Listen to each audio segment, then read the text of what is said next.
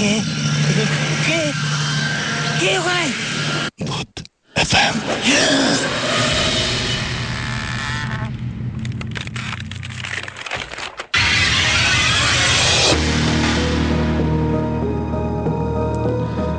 শুনছেন সবসময় রেডিও ফুটের সাথে আছে রাসেল এবং চলছে ভূত এফএম।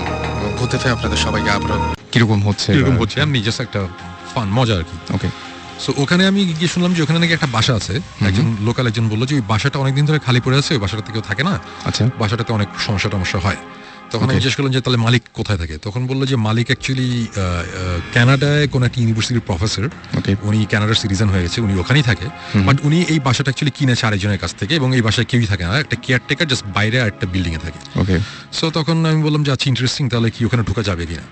তখন আমরা যেটা করলাম যে পারমিশন নিতে গিয়ে মালিক নাই, সো কেয়ারটেকার বললাম যে দেখেন ভাই, আমরা অ্যাকচুয়ালি রাত্রিবেলা একটু দেখতে চাই, শুনছি বাসাটা একটু অন্যরকম। কেয়ারটেকার বললো যে ঠিক আছে, অসুবিধা নেই, আপনারা আসতে পারেন। তো রাতে আমি গেলাম, তখন তো অ্যাকচুয়ালি আমার ওইরকম টিভি শো ওই প্ল্যান করে আমি ওখানে যাইনি। সো বাট ফরচুনেটলি আমার কাছে একটা হ্যান্ডিক্যাম ছিল, ছোট একটা ক্যাম্পকর্ডার ছিল।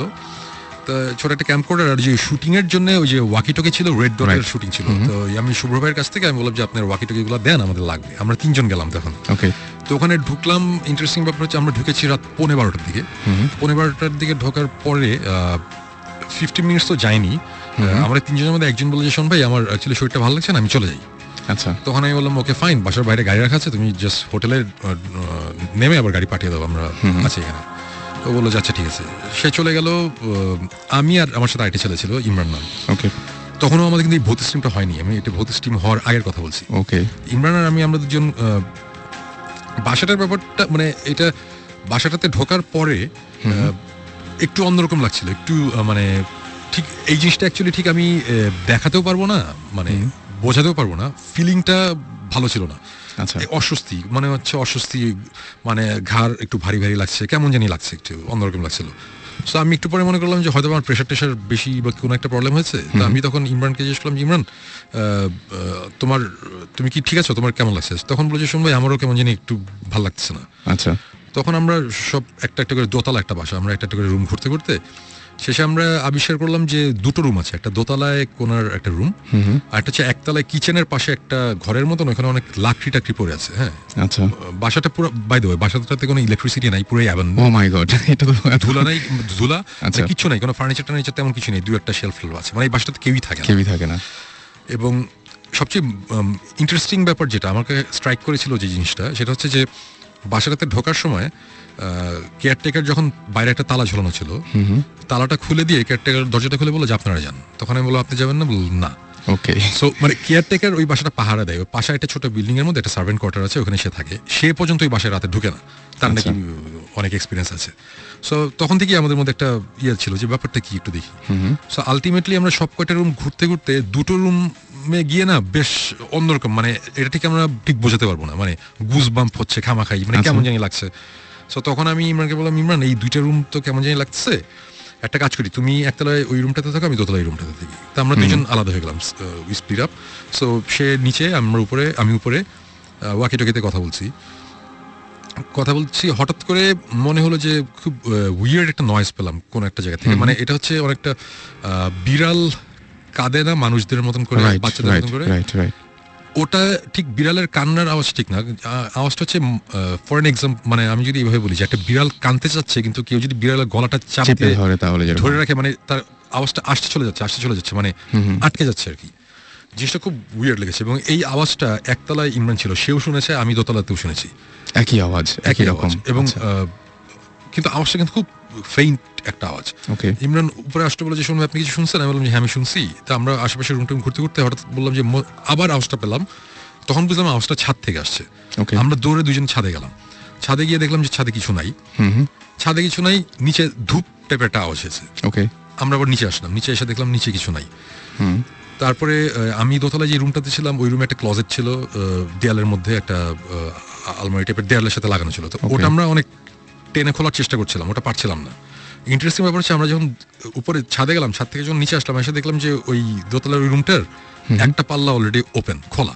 ওকে। সো তখন আমার এক্সপ্লেনেশনটা হচ্ছে আমরা অনেক টানাটানি করেছি, বাসাটা অনেক পুরানো, ওটা তখন লুজ হয়ে গেছে, আমরা যখন উপরে গেছি তখন জিনিসটা খুলেছে। সো এটার সাথে ভৌতিক কিছু নাই। সো ব্যাপারটা এরকম। আচ্ছা, বাট এতটুকু আমি বলবো যে আমরা যতক্ষণ এই বাসার মধ্যে ছিলাম, আমাদের একটা সময় এসে বুঝলাম যে আমাদের মানে মাথা টাথা অনেক ভারী হয়ে যাচ্ছে। মানে এই জিনিসটা কখনই আমি বোঝাতে পারবো না যে ফিলিংটা কি।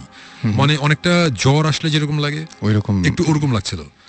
তারপরে একটা সময় আমরা ওখানে থাকতে থাকতে একটা সময় যেটা হলো যে আমি ওয়াকিটকিতে নিচে একতলায়, তখন ইমরান দোতলায়, আমরা আলাদা হয়ে গেছি। ওয়াকিটকিতে ওকে বলছি, আচ্ছা তুমি তো কিচেনের পাশে, দেখো মানে পুরো ঘটনাটা ছিল এরকম যে তুমি তো কিচেনের পাশে, অনেক খিদা লাগছে, দেখো তো ফ্রাইড চিকেন পাওয়া গিয়ে ফাইজিং করছি, জাস্ট মানে হালকা করার জন্য সিচুয়েশন, কজ একটু কেমন জানি লাগছিল।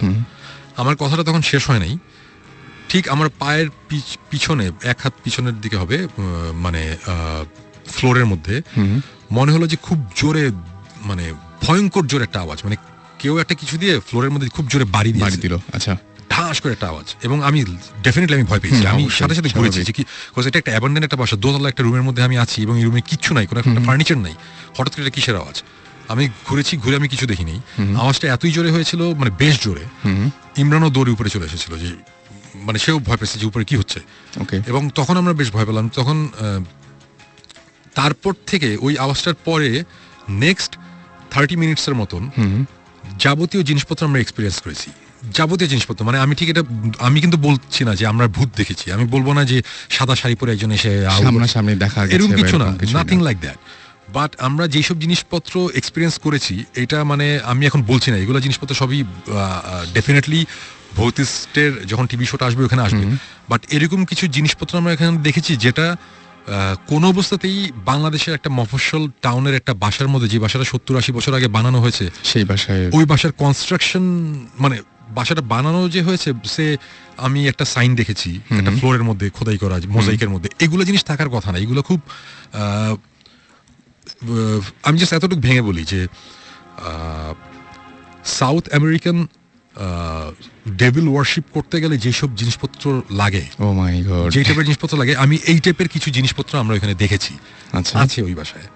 মানে একটা রুম আছে, রুমটার যে শেপ, ফ্লোরের মধ্যে যে ডিজাইন, দিস ইজ অ্যাবসার্ড। এটা হতেই পারে না যে বাংলাদেশে কোনো মফস্বল শহরের একটা বাসার মধ্যে আমরা এই সব জিনিসপত্র আছে, আমাদের কাছে আছে, আমাদের ভিডিও ফুটেজ আছে, আমরা যে আওয়াজ শুনেছি আওয়াজেরও অডিও ফাইল আমাদের কাছে আছে। এই টাইপের অবস্থায় আমরা চলে এসেছি। আমরা রাত 3:15টার দিকে আমরা বের হয়ে এসেছি, আমরা থাকতেই পারিনি, বিকজ প্রচন্ড রকম একটা কেমন বাজে ফিলিং হচ্ছে।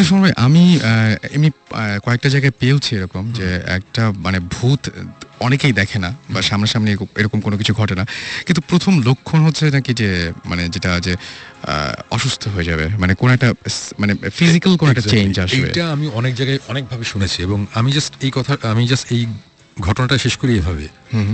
ঘটনাটা যাই হোক নাই হোক, আমরা 3:15টার সময় বের হয়ে চলে এসেছিলাম।